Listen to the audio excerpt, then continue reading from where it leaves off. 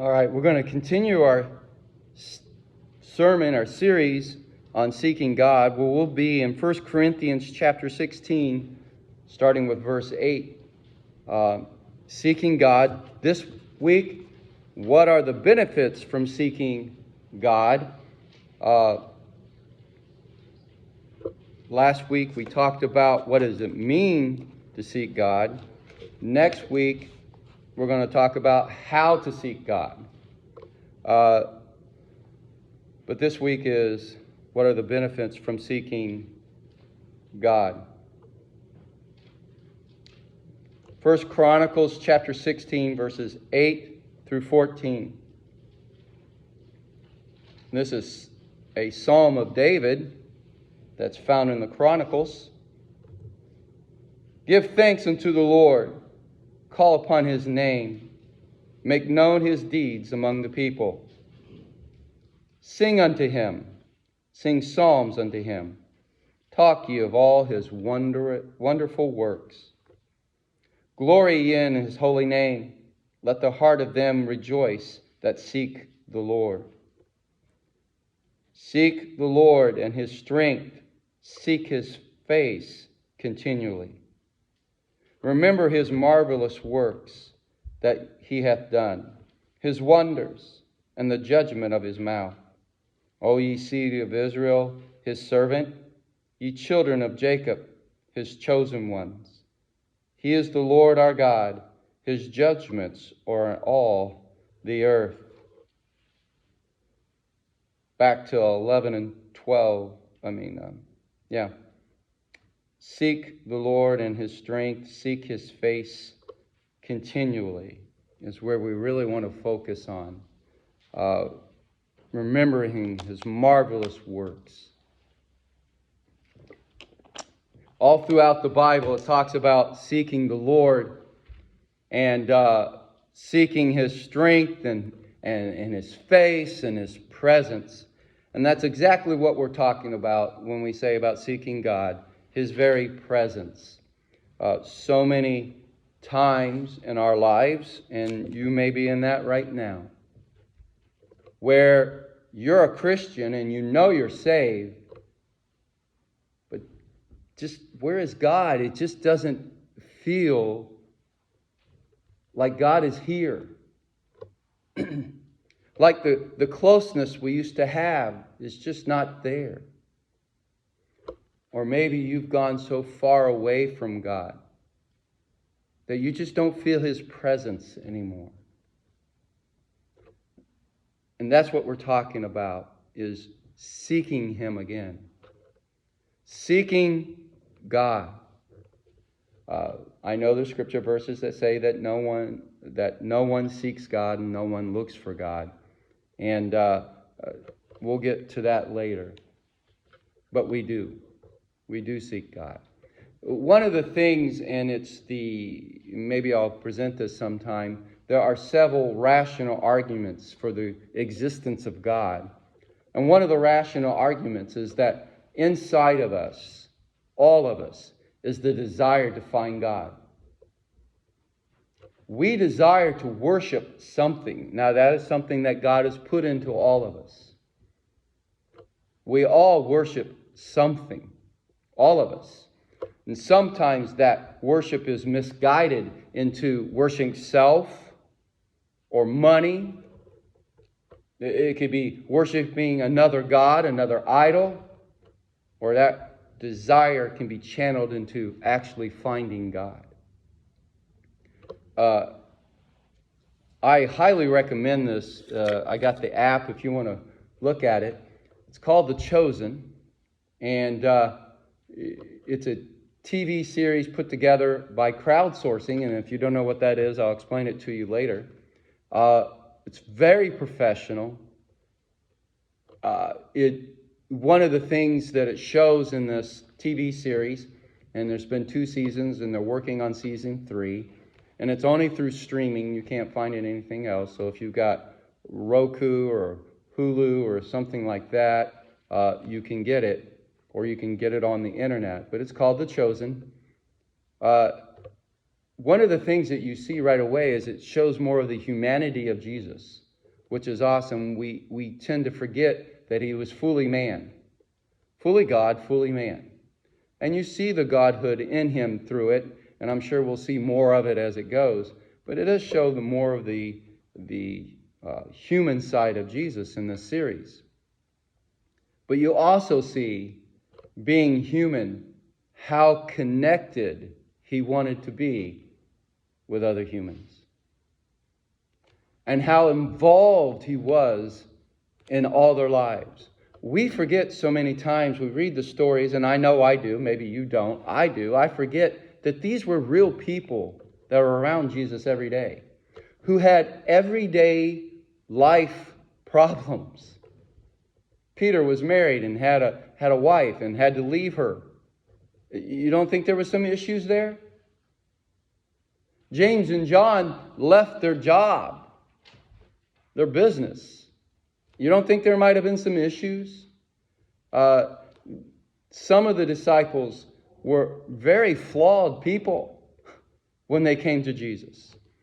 One was Matthew, and we had the sermon about the disciples, and Matthew was a tax collector, and we had the sermon, a tax collector, worse than a sinner. When you watch this series, you understand what I mean by that.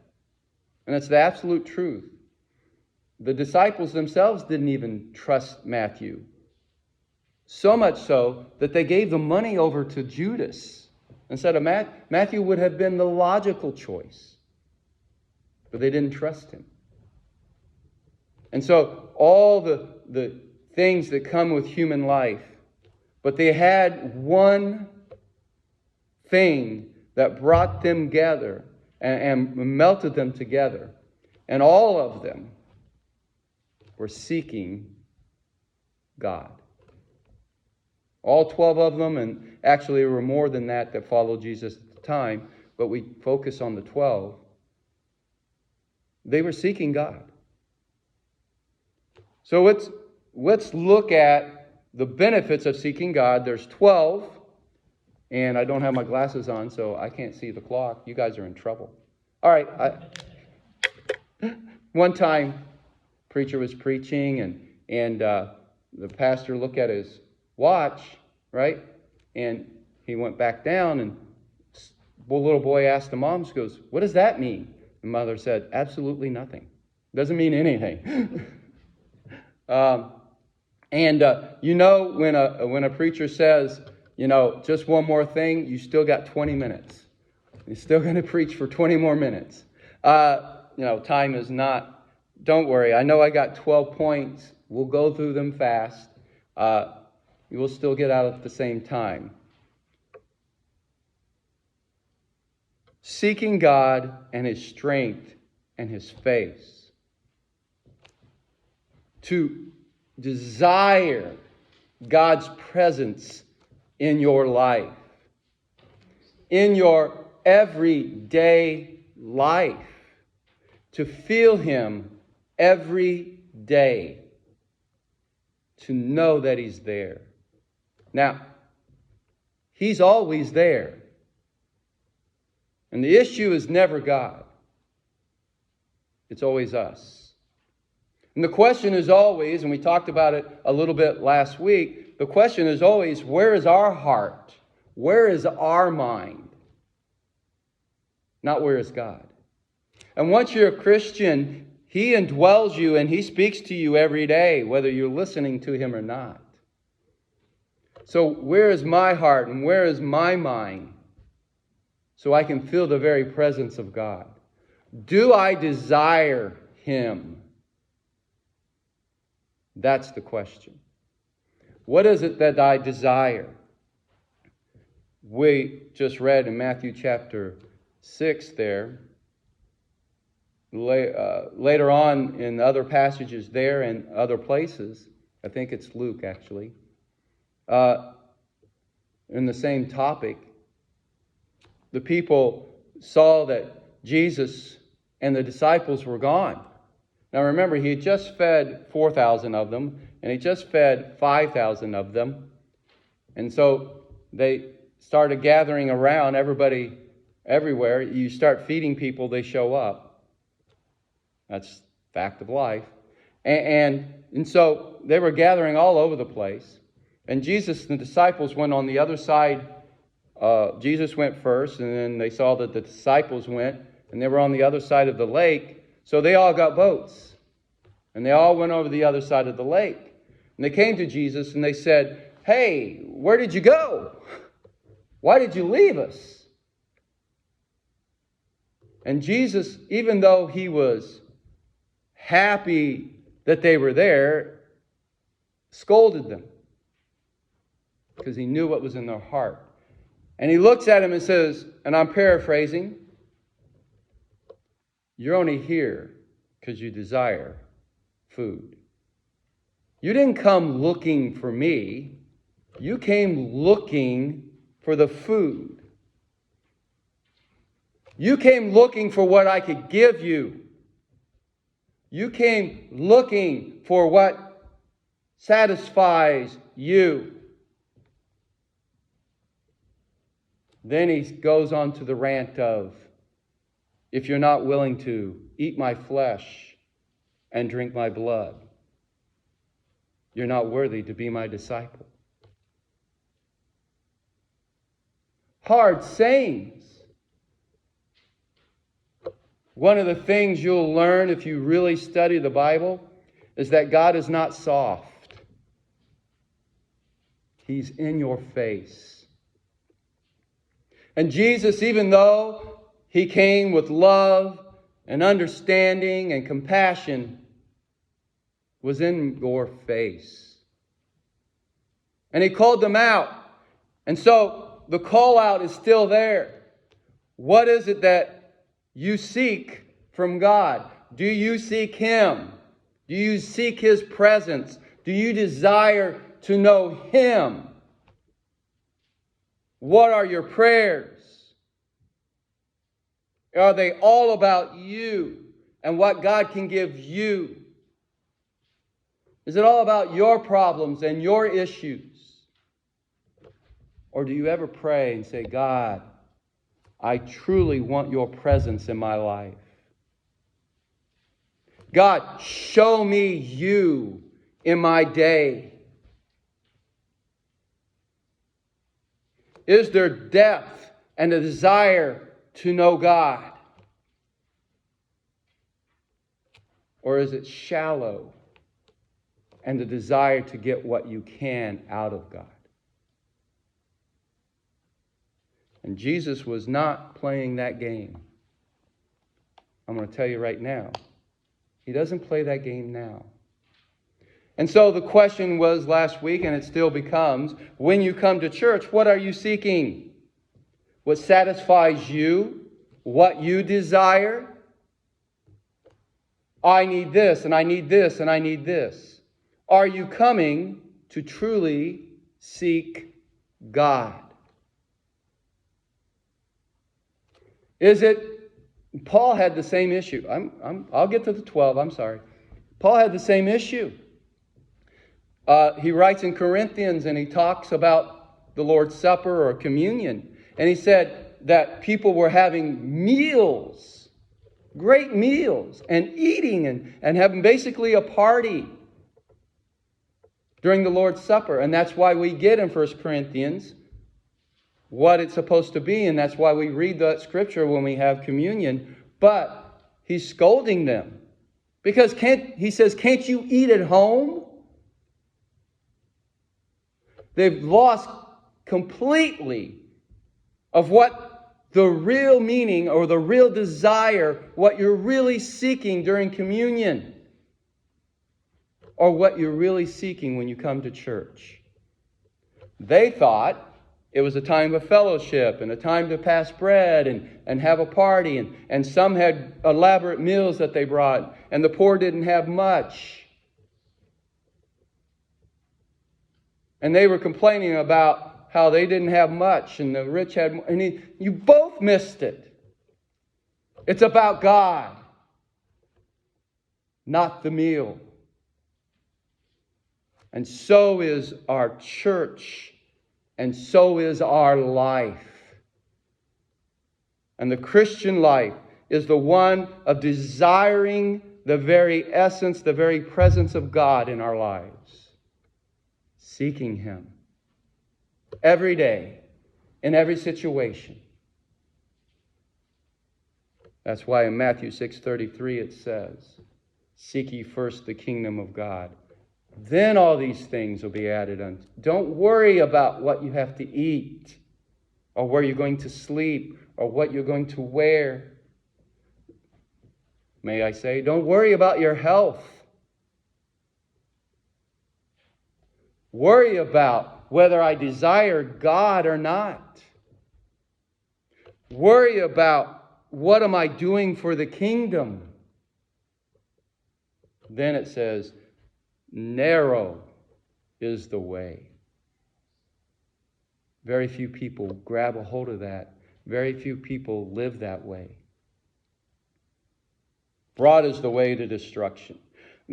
Many Christians' lives are messed up, and there's so many problems and so many issues because broad is the way to destruction, I'm telling you. Selfishness, sacrificing your relationship with God because of what you want to get out of Him and your selfish desires will always lead to destruction. But to desire Him first and His kingdom will lead to life. Jesus was always in your face. He loves you. Compassion, yes. Forgiveness of sin, oh yes. But He's going to be in your face. Let's look at the 12 benefits of seeking God.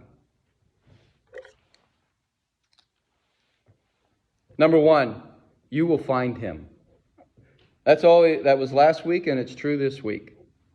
If you seek God, you will find Him. Proverbs 8, verse 17. I love them that love me, and those that seek me early shall find me. Jeremiah 29, verse 13. And ye shall seek me and find me when ye shall search for me with all your heart. So if you truly are looking for God, you will find Him. You will find Him. If you come looking for Him at church, you'll find Him. If you're looking for Him while you're at work and you desire to be with Him in His presence, you'll find Him. That's His promise. If you truly desire me, you'll find me. Always. No matter the situation, you're in the hospital and you're sick and you seek God, you'll find Him. Or your child is sick and you want to know where God is in all of this. And you try to look for Him. Guess what? You'll find Him. That's His promise. If you seek me, you will find me. Nobody had a problem finding Jesus when He was here on this earth. Because if you were looking for Him, He went and found you. He went to you. Remember the woman at the well? He says, I have to go through Samaria. They had no clue why, but Jesus knew. There was a woman there doing what? Looking for God. She found Him. He says, I need to go to the pool of Bethesda. Why? Why, Jesus? Why? Because there was a man there looking for God. And he found Him.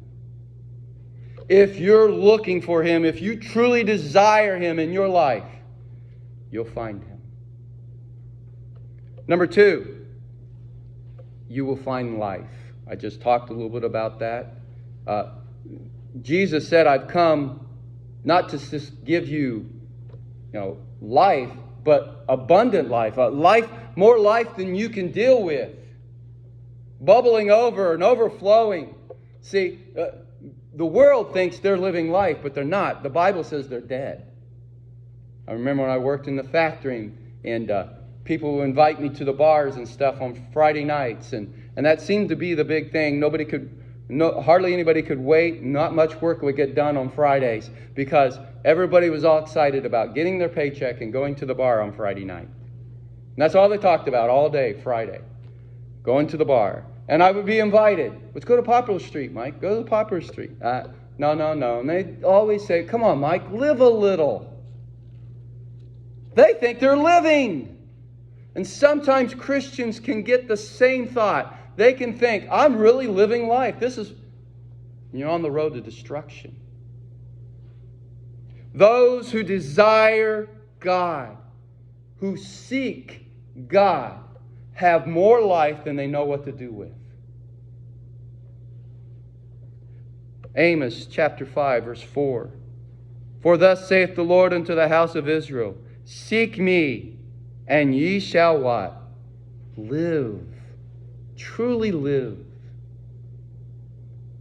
Psalm 69, verse 32. The humble shall see this, and be glad, and your heart shall live that seek God. Truly live life. Tell me, what's a better life? One that's full of alcohol and drugs and immorality? Or one that is with your wife and with your children and enjoying that? What's a better life? One worried about the results of your sin and whether you're going to be found guilty and people going to find out and all that fear? Or one that has a relationship with God and no guilt to deal with?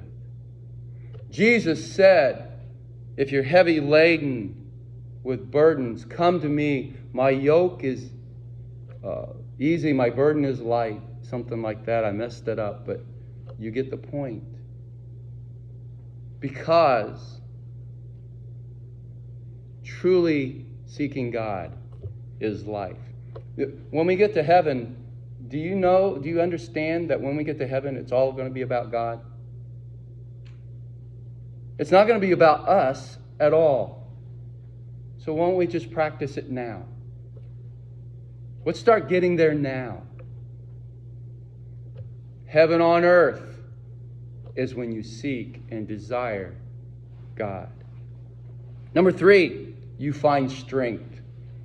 Psalm 105, verses 3 through 4. Glory ye in his holy name. Let the heart of them rejoice that seek the Lord. Seek the Lord in his strength. Seek his face evermore. 1 Chronicles 16, verse 11. Seek the Lord in his strength. Seek his face continually. When you seek the Lord, you find strength. Strength to face the day. Strength to face the problem. Strength to get through whatever issue is there. Strength.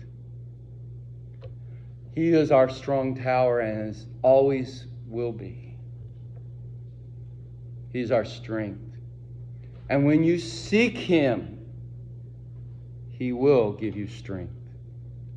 Sometimes you look back at things and you say, I don't know how I got through that if it hadn't been for the strength of God. And those who seek him and truly desire him have the strength to face this life. Number 4, you find happiness. 1 Chronicles chapter 16, verse 10. Glory ye in his holy name. Let the heart of them that rejoice, that seek in the Lord. Psalm 40, verse 16. Let all those that seek thee rejoice and be glad in thee. Let such as love thy salvation say continually, the Lord be magnified. It brings happiness. It's amazing when you see Christians who are in the presence of God. They're happy, aren't they? The Bible tells us that the joy of the Lord is our strength. It's amazing how you can be happy in miserable times. If you truly seek God, you have true happiness, true joy. Number 5, you'll find deliverance. Psalm 34, verses 4 and 5. I sought the Lord, and he heard me and delivered me from all my fears. They looked unto him and were lightened, and their faces were not ashamed. The first part says that He delivered me from all my fears. And you can find deliverance when you seek God. First of all, if you seek Him for salvation, you seek Jesus Christ for salvation, you will be delivered from the punishment of hell. And you're delivered from that. As Christians, we seek God. We're delivered from so many issues and so many problems. Some problems we will never go through because we seek God. I like the other part too. It says they were lightened. That means they glow. They glow. Christians have a certain glow about them when they're in the presence of God.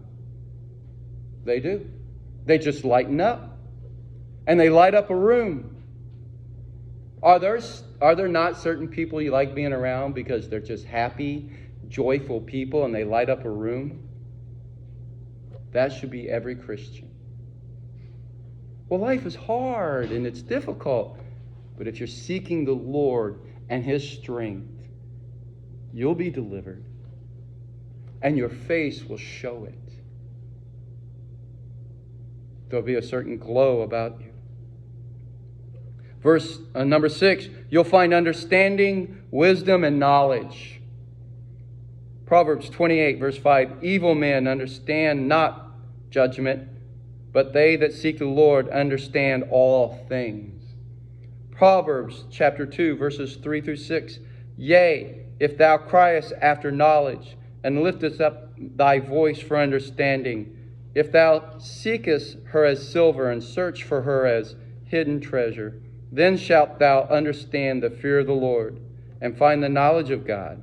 For the Lord giveth wisdom, out of His mouth cometh knowledge and understanding. So those who seek the Lord find wisdom, knowledge, and understanding. In other words, too, God, why is this happening to me? Why? I've asked that question. God, I'm serving you and I'm doing everything I can for you and I'm doing this and that. Why is this happening to me? I mean, I can understand if it happens to this guy and that guy, but why me? Those who desire God and seek Him will find understanding, wisdom, and knowledge in every situation. You'll understand everything. You'll understand it. But we have to desire to seek Him. What usually happens a lot of times is problems come and we put God to the side. Because I got to fix my problem. It's amazing to me when issues happen and the first thing people do is stop coming to church. First thing. Problems happen, I stop coming to church. I don't know, but I think you may need more church. Because we need wisdom and understanding and knowledge for what we're going through. And those who seek God get it. Number 7, you will find hope. Lamentations chapter 3, verses 21 through 25.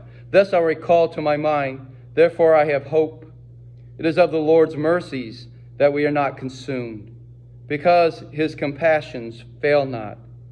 They are new every morning. Great is thy faithfulness. The Lord is my portion, saith my soul. Therefore I will hope in Him. The Lord is good unto them that wait for Him, to the soul that seeketh Him. And so when we seek God, it brings hope. Because I've done it before. And that's the beautiful thing. I've seeked God before. I relied on His strength. He's delivered me before. Guess what? I know He can now. It just builds your faith. It builds your relationship with God. When you seek Him and desire Him, you have hope. The world does not have hope. A lot of people in our world, their hope is in government. Wow. Good luck with that. A lot of people, their hope is in themselves. so many things happen to us that we have no control over. You get cancer, where's your control? How are you going to fix that on your own? Well, I have hope in the doctors. They say there is no hope. But those who seek God have hope. If nothing else, you seek Him for salvation, you put your faith and trust in Jesus Christ for your salvation, you have hope for your afterlife. You never have to fear what happens after death. Somebody asked the question the other day, Michael, do you fear dying? Well, yeah. I'm going to be honest. I mean, it could hurt. I don't want to die that way. But I don't fear what happens after I die. I don't fear that. But I mean, if I just go in my sleep, then great. But I don't want to go through all that. So yeah, but not afterwards. And that's the hope that I have in Jesus Christ, because I sought Him when I was younger, and I sought Him for salvation. But in my everyday life, if I seek and desire God, I will have hope. There is nothing worse than a Christian with no hope, because that should not be. If you're a Christian and you feel the presence of God, and the presence of God is in your life because you desire Him, you will have hope. There are no hopeless situations with God. He is the God of the impossible. All things are possible with Him. Therefore, I have hope. Number 8, you will not lack. Psalm 34, verse 10, the young lions do lack and suffer hunger, but they that seek the Lord shall not want of any good thing. Doesn't mean you'll be rich. Does not mean that you're always going to have the best and greatest. I don't believe in that. It's called prosperity gospel. I don't preach it, don't teach it, don't believe in it. But I do believe this. Do you know my entire life I have never missed a meal? I've always had food. In my lowest part of my life, God has always fed me. He's always made sure I had clothes. He's always had a roof over my head. Christians who seek and desire God will not lack. Seek ye first the kingdom of God and His righteousness. And then all of these things all the needs that you need will be met. Needs. Needs will be met. You will not lack. Lamentations chapter 3, verse 25. The Lord is good unto them that wait for Him, to the soul that seeketh Him. Number 9, you will find righteousness. By the way, wherever God is, He'll always involve righteousness. If it's unrighteous, God is not there. If you seek God, you'll find righteousness. If you seek Him for salvation, His righteousness is imputed to you, put inside of you. Therefore, you can go to heaven. Seeking God will always find righteousness, not unrighteousness. So if somebody tells you that what they're doing, God is telling them to do it, and it involves unrighteousness, they're lying. God's not going to tell you to go out and murder people. People have said that. Well, God told me to. No, He did not. Because that's unrighteous. You seek God, it always leads to righteousness. Hosea chapter 10, verse 12. Sow to yourselves in righteousness, reap in mercy. Break up your fallow ground, for it is time to seek the Lord till He come and rain righteousness upon you. And so wherever you find the Lord, you will find righteousness. And wherever you find righteousness, you will find the Lord. Number 10, you will find blessings. Psalm 119, verse 2. Blessed are they that keep his testimonies and that seek him with a whole heart. You want to be blessed by God? Seek him. Desire him. And you'll be blessed. If those people had sought Jesus with all their hearts, and they were truly seeking what he was trying to teach them, he would have kept on feeding them. You know that? He would have kept on feeding them. But they were seeking what they could get out of him, not him, and he stopped. You want to keep being blessed by God, and I pray this so many times in my life, and I continually pray this. God, I pray that I be in a position where you can bless me. And that's what we mean. To be in God, to be in his presence, desire and seek God so God can bless me. Number 11, you will find peace.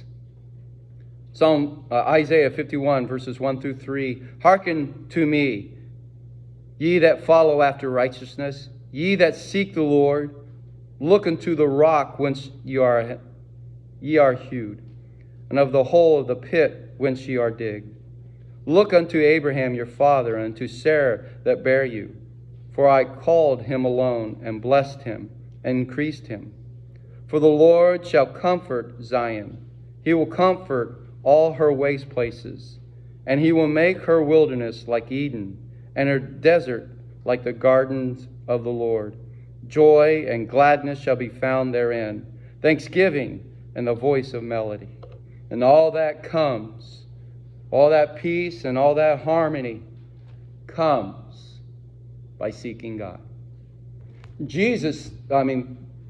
written in the Bible that it's peace beyond understanding, Paul writes. It's peace beyond understanding. But you have to seek God. Number 12, you will find security. Psalm 27, verses 4 and 5. One thing I have desired of the Lord, that will I seek after, that I may dwell in the house of the Lord all the days of my life. You see what David's writing here? There's one thing I seek from God, that I can be with him. David writes and says, I desire one thing from God, that I can be with him. Later on, God says that David was a man after his own heart, because he sought God and desired to be with him, to behold the beauty of the Lord and inquire in his temple.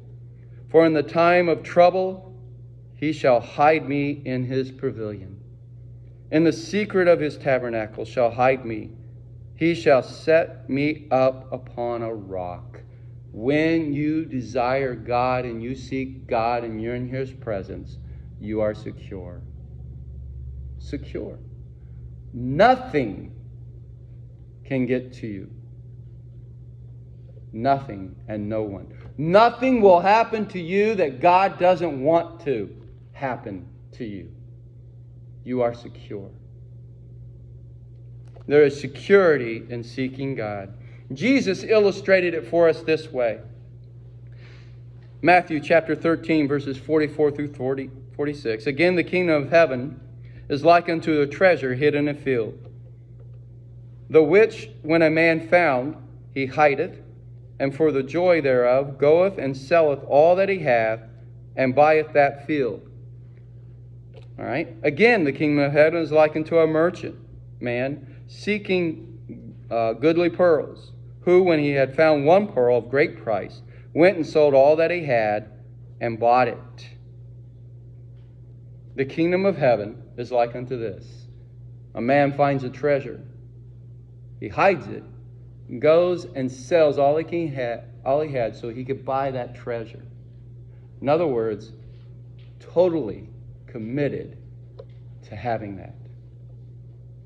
A man looking for a pearl finds the pearl, sells all that he has so he could get that pearl. Totally committed to getting that pearl. Gave up everything. That was what Jesus says seeking God is. Giving up your life, your desires, giving up your talents, your time, giving up everything so you can have God and God alone. Few people find this.